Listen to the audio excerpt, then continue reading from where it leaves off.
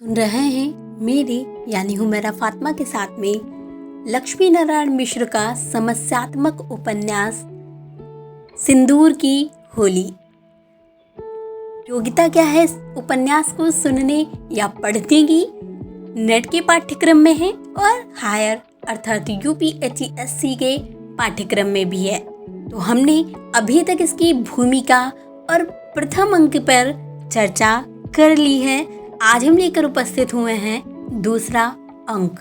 तो चलिए चलते हैं अपने दूसरे अंक पर। जिन लोगों को नहीं पता है उन लोगों को बता दूं कि पहले अंक में अभी तक आपने देखा कि किस तरह से मुरारी लाल, माहिर अली, भगवंत सिंह और हरनंदन सिंह ये सारे मिलकर रजनीकांत, भगवंत सिंह और हरनंदन सिंह ने रजनीकांत को मरवा दिया, जिसमें बराबर के भागीदार माहिर अली और मुरारी लाल भी हैं। यहाँ से कथा का प्रारंभ होता है और कथा फिर मोड़ लेती है चंद्रकांता और मनोरमा के संवादों से।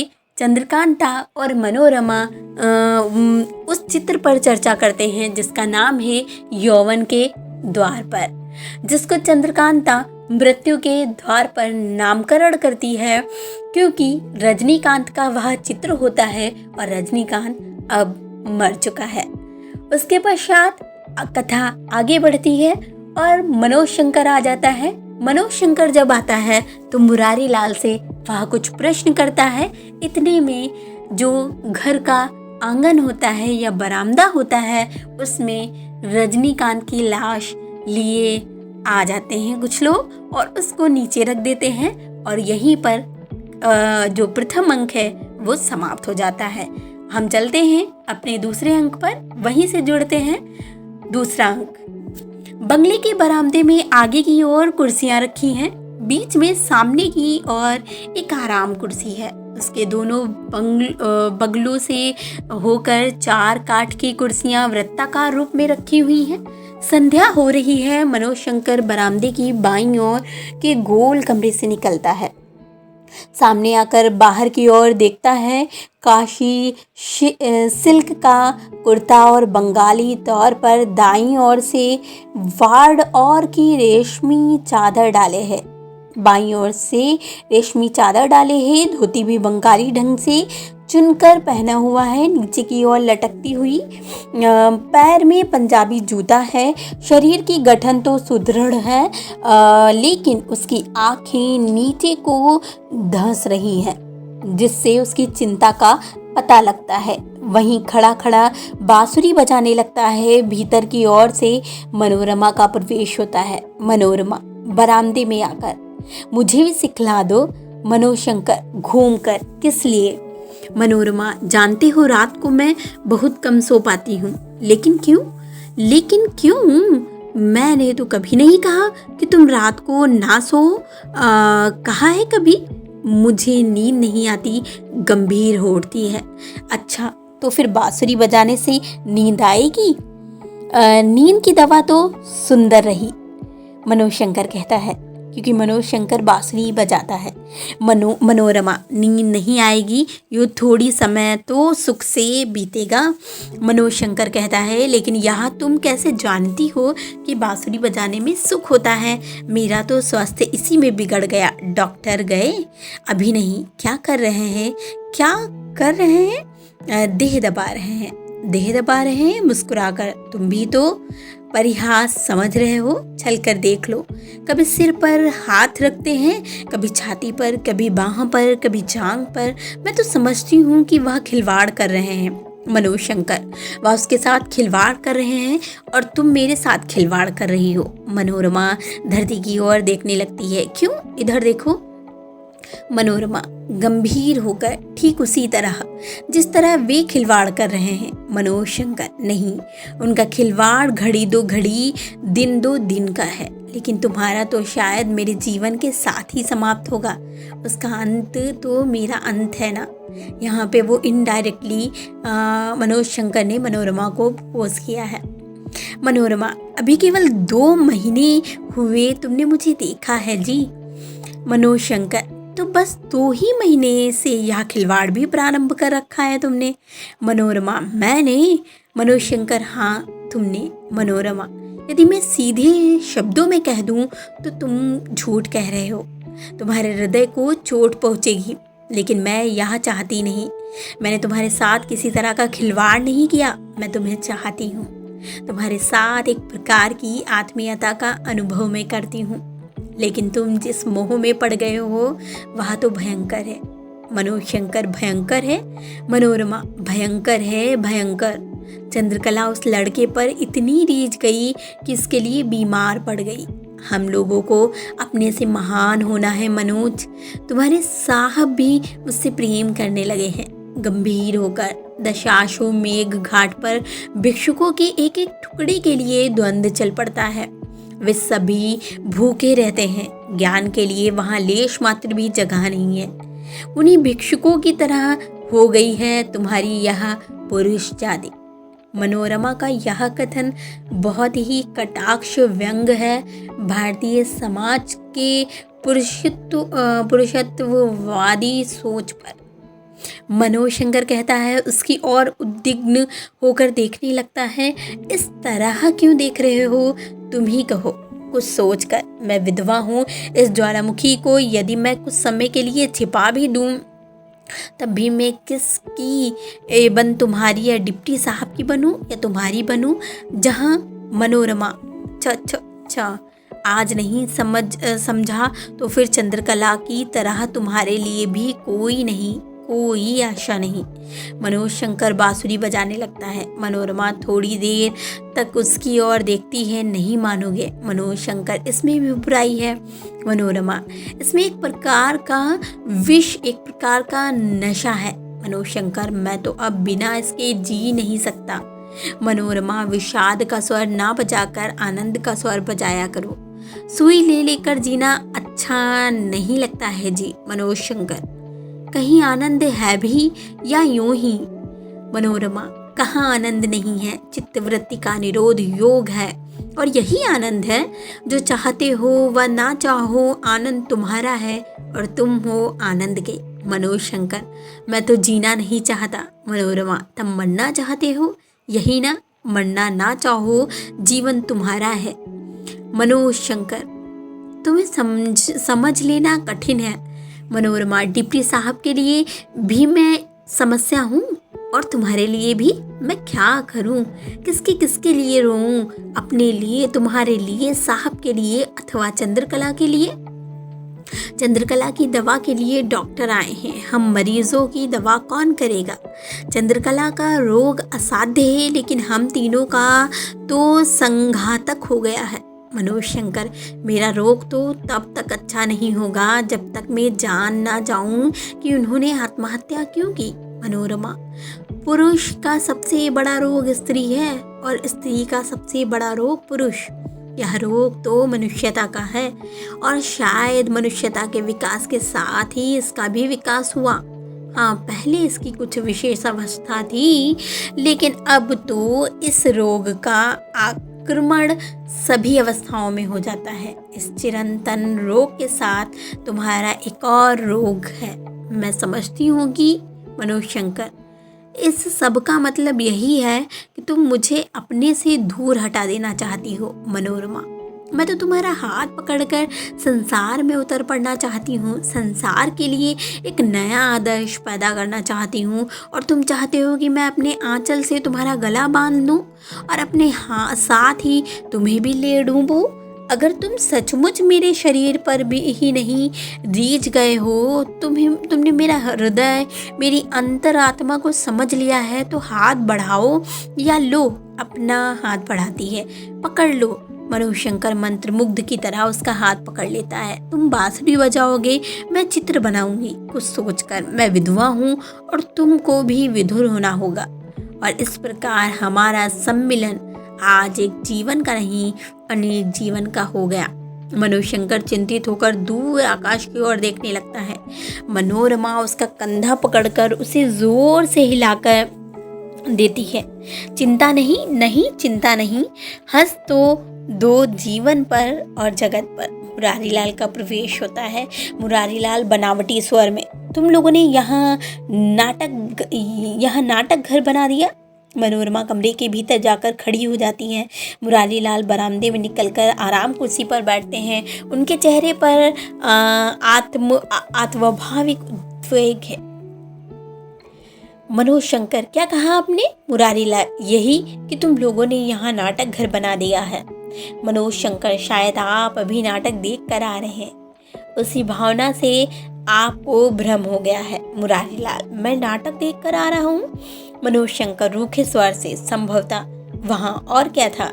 मुरारीलाल, मैं नाटक देख कर आ रहा हूँ जी। चंद्रकला की दुखी बंद हुआ चाहती है और मैं नाटक देख कर आ रहा हूँ। मनोज शंकर हंसता हुआ, हा हा हा हा हा हा। आप भी तो रहते रहते सपना देखने लगते हैं। मुरारीलाल, इस बार तो तुमने जैसे शिक्षा और संस्कार सबसे असहयोग कर लिया है। तुम तो ऐसे नहीं थे।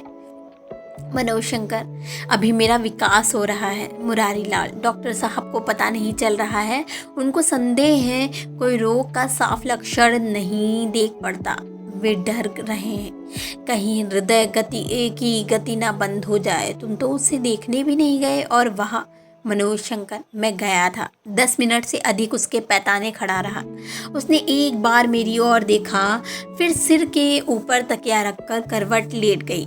मैं उसके इस व्यवहार को अपना अपमान क्यों समझूं? आत्मघाती पिता के पुत्र के लिए संसार में सम्मान कहाँ? गंभीर। मुरारीलाल, कमरे की ओर घूमकर, तुम्हारे पति को मरे कितने वर्ष हुए? मनोरमा, वहीं से मैंने उन्हें देखा नहीं था। विवाह की कोई भी स्मृति मेरे पास नहीं। मुरारीलाल मनोरमा से पूछता है तो मनोरमा जवाब देती है। मुरारीलाल, हम सभी लोग दुखी हैं। मनोरमा, मुझे कोई दुख नहीं।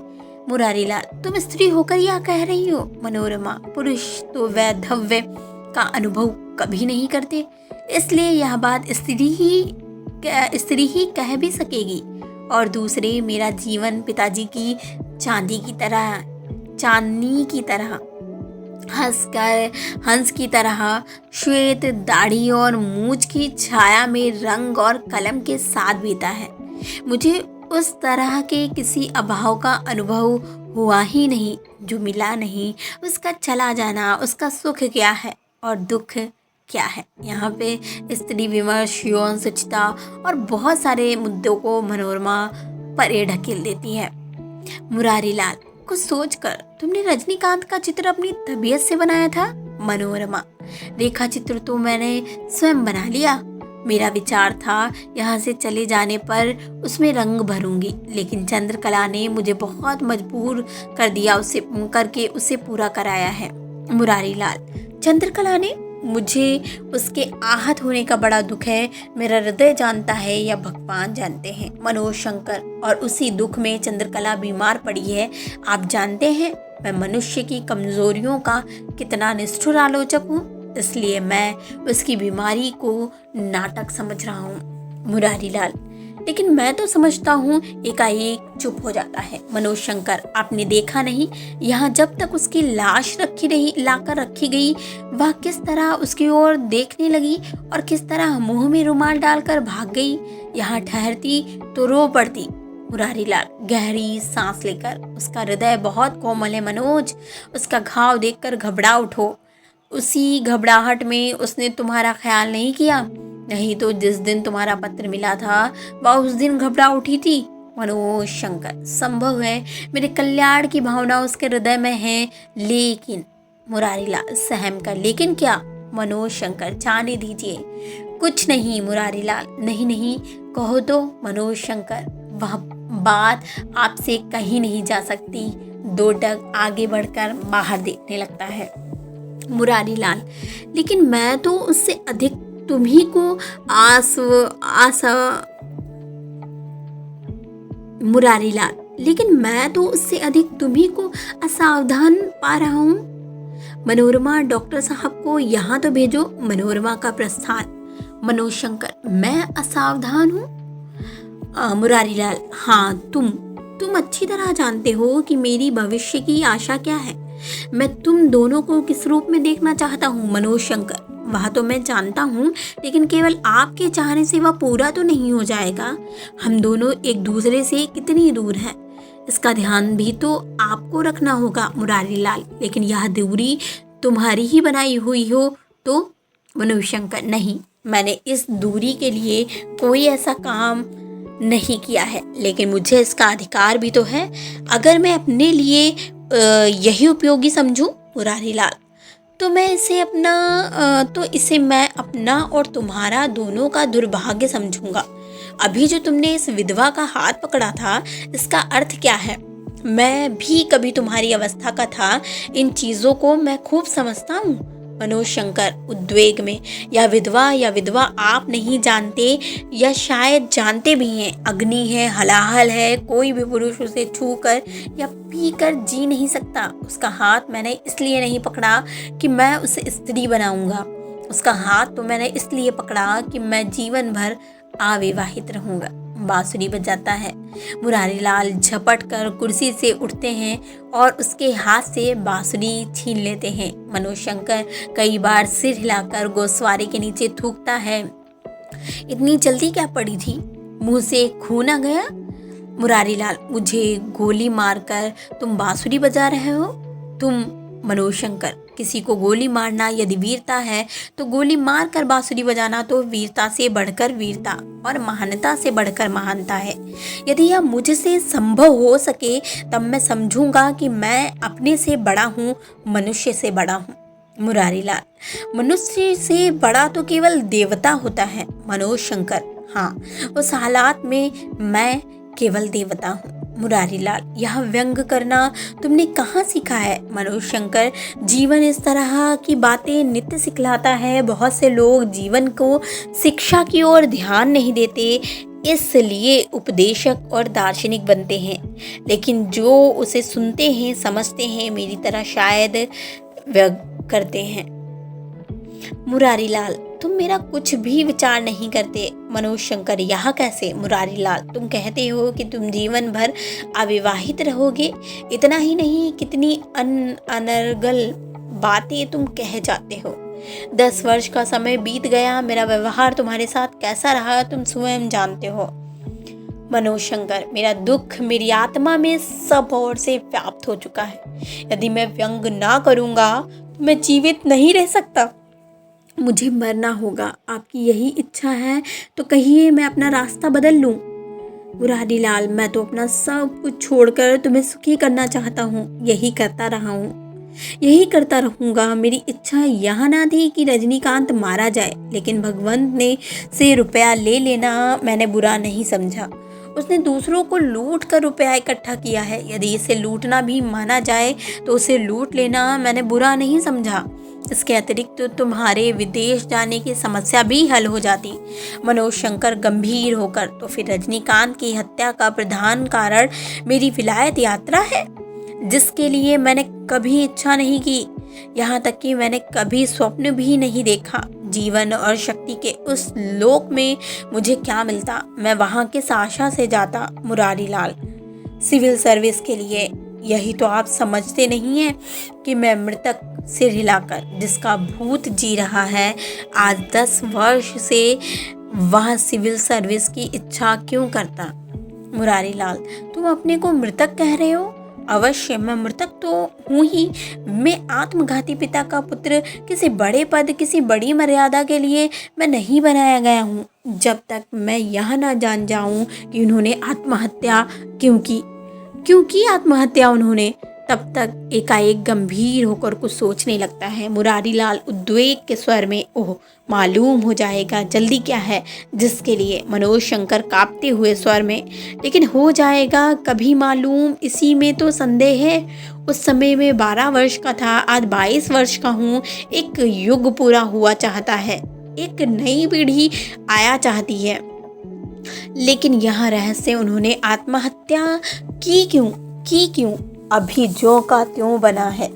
यदि मैं आज मर जाऊं, मुरारी लाल जैसे सचेत होकर, तो क्या होगा? मनोज शंकर, यह गुप्त बोझ मेरी आत्मा को दबाए रहेगा। इस जन्म में, दूसरे जन्म में, तीसरे जन्म में स्वर के साथ ही साथ उसका शरीर भी कांपने लगता है। मुरारी लाल, आत्महत्या उन्होंने की थी यह तो मैं जानता हूँ, लेकिन क्यों, किस लिए, इस संबंध में तो मैं तुम्हें कोई विशेष बात नहीं बतला सकता। मनोज शंकर चौंक कर, आप सब आप भी छिपाना चाहते हैं? तब तो शायद बांसुरी की जगह मुझे पिस्तौल लेना होगा।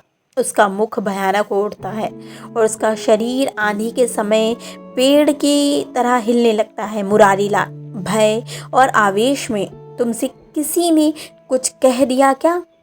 तुम मेरी ओर इस तरह क्यों देख रहे हो? ईश्वर जानता है इसमें मेरा कोई अपराध नहीं। तुम व्यर्थ मुझ पर संदेह कर रहे हो। वे मेरे मित्र थे, हम दोनों का सारा लड़कपन, जवानी का दोपहर भी साथ ही बीता। संसार जानता है हम लोग दो शरीर एक प्राण थे।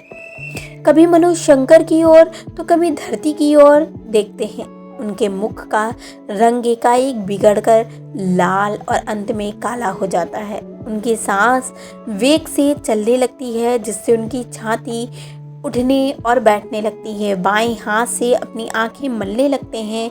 मनोज शंकर क्षोभ और अवहेलना की दृष्टि से उनको देखता रहता है।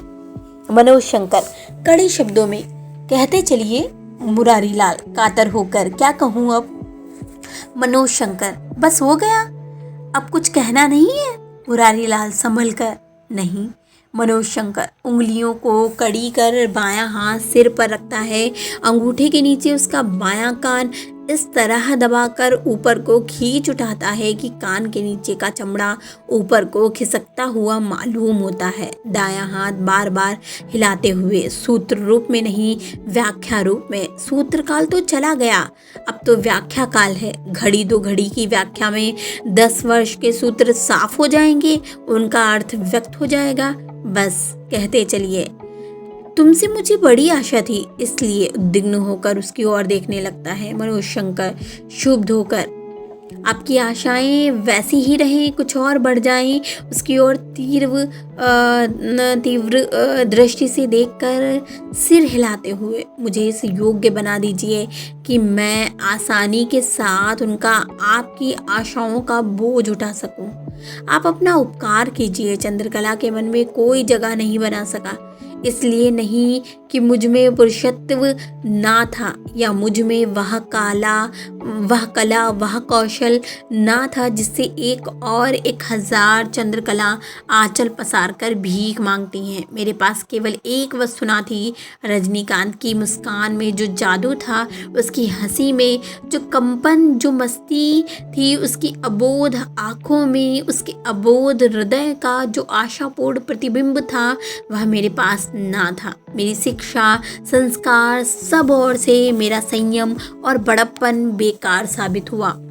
मेरे मन में विषाद की आग जो जलती रही, इसलिए चंद्रकला के लिए मुझ में कोई आशा न रही। उसने देख लिया मुझ में जो कुछ था नीरस था। दूसरी ओर रजनीकांत एक सुंदर सपने की तरह बांसुरी हिलाकर, एक अधूरी तान की तरह उसके सामने आया और क्षण भर में ही वह जीत गया। मैं हार गया, मैं पराजित होकर भी जी रहा हूँ।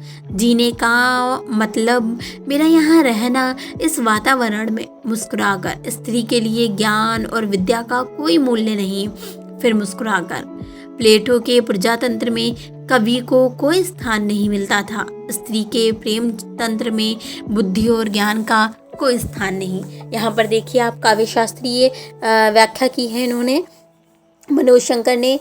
ऊपर जितने भी पैराग्राफ हैं बहुत ही उसमें कला, संस्कृति, धर्म, दर्शन सभी कुछ लाकर और जीवन, संग्राम, संघर्ष सभी का अंकन किया है इन ऊपर के जो भी अनुच्छेद हैं। इसमें हम देखते हैं कि इन्होंने कहा है कि स्त्री के लिए ज्ञान और विद्या का कोई मूल्य नहीं। मतलब स्त्री भावात्मक रूप से किसी से जुड़ती है कि भावना में वो किसकी कितनी बराबरी कर पा रही है, भावना में उसका कोई साथ दे पा रहा है कि नहीं। ज्ञान और विद्या का उसके लिए कोई मूल्य नहीं है, वह भावात्मक रूप से सबसे जुड़ती है। और प्लेटो के प्रजातंत्र में कवि का जिस प्रकार कोई स्थान नहीं मिलता, ठीक उसी प्रकार से स्त्री के प्रेम तंत्र में बुद्धि और ज्ञान को कोई स्थान नहीं मिलता है। ठीक है, लेकिन तुम्हारा उसके चरित्र पर इस तरह का दोष लगाना, किसके चरित्र पर? चंद्रकला के। मैं नहीं समझता मुरारी लाल, तुम साफ कह रहे हो कि वह उससे प्रेम करने लगी है, और कैसे कहा जा सकता है? अच्छा, तब यही कि तुम्हें यह कहने का अधिकार क्या है किसी के चरित्र पर इस तरह का आक्रमण? इससे चरित्र का क्या संबंध? अगर वह उसे प्रेम करने लगी तो इस प्रकार उसका चरित्र और निखर गया। इसमें बुराई कहाँ है? इसमें बुराई नहीं है, बिल्कुल नहीं। यहाँ पे प्रेम की भी व्याख्या की जा रही है। मैं यहाँ आगे का कल पढ़ूँगी। अभी समय हो रहा है 1:27 रात का। तो फिलहाल शुभ रात्रि। मैं अब आगे कल पढ़ूँगी।